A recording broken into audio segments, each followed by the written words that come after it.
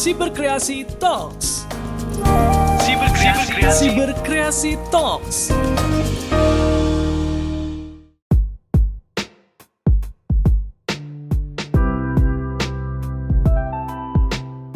Saya Anita Wahid, Wakil Ketua Umum Gerakan Nasional Literasi Digital Siberkreasi Bidang Riset dan Pengembangan Kurikulum serta Presidium Masyarakat Anti Fitnah Indonesia atau Mafindo. Bayangkan sebuah dunia di mana semua orang saling menghormati, saling menghargai, saling bersopan santun, saling mendukung dalam kebaikan dan karya, saling peduli, berulas asih dan berempati satu sama lain. Tentu kita bisa merasakan betapa dunia seperti itu sangat aman, nyaman, tentram, dan damai.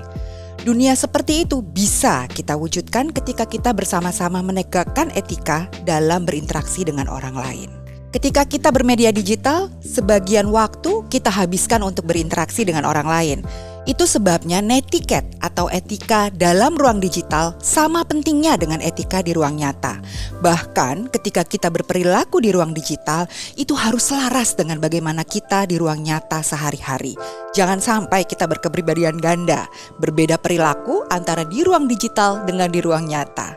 Netiquette kita menunjukkan siapa kita, orang seperti apa kita, bagaimana jati diri kita, tidak hanya sebagai individu tetapi juga sebagai bangsa. Netiquette itu dipengaruhi oleh 4 hal, yaitu oleh kesadaran kita, kebajikan kita, integritas atau kejujuran kita, serta tanggung jawab kita. Maka untuk bernetiquette secara baik, ingat 3 prinsip ini. Yang pertama, selalulah junjung tinggi prinsip memanusiakan manusia lain. Artinya, perlakukan orang lain seperti bagaimana kita ingin diperlakukan oleh pengguna internet lainnya.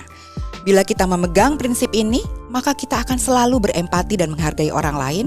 Kita tidak akan seenaknya memaki, merendahkan, membuli, kasar, memaksakan pendapat, membajak hasil karya orang lain, atau bahkan menyebarluaskan konten-konten negatif seperti konten-konten pornografi.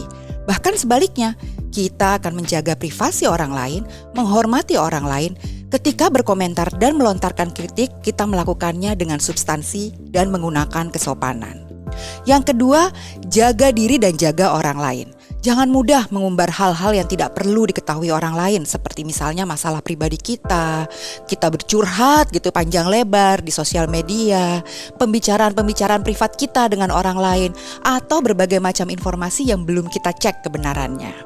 Yang ketiga, sadar akan konsekuensi. Orang yang bijak pasti tahu bahwa setiap tindakannya itu selalu ada dampaknya. Ketika kita tidak beretika, maka akan ada pihak yang dirugikan, akan ada pihak yang terlukai dan tersakiti atau dirusak nama baiknya. Semakin banyak orang tidak beretika, maka ruang digital akan menjadi ruang beracun, tempatnya orang saling menghancurkan satu sama lain. Dan ini juga akan berdampak pada pandangan dunia internasional tentang kita sebagai satu bangsa Indonesia. Padahal tentu kita ingin ruang digital kita menjadi ruang yang positif untuk saling berkolaborasi dan berbagi informasi positif. Dan pasti kita juga ingin mempertahankan reputasi kita sebagai bangsa yang ramah, sopan, dan senang membantu sesama manusia, kan? Jejak digital kita baik positif maupun negatif akan selalu ada di internet dan semuanya bisa dilihat oleh orang lain.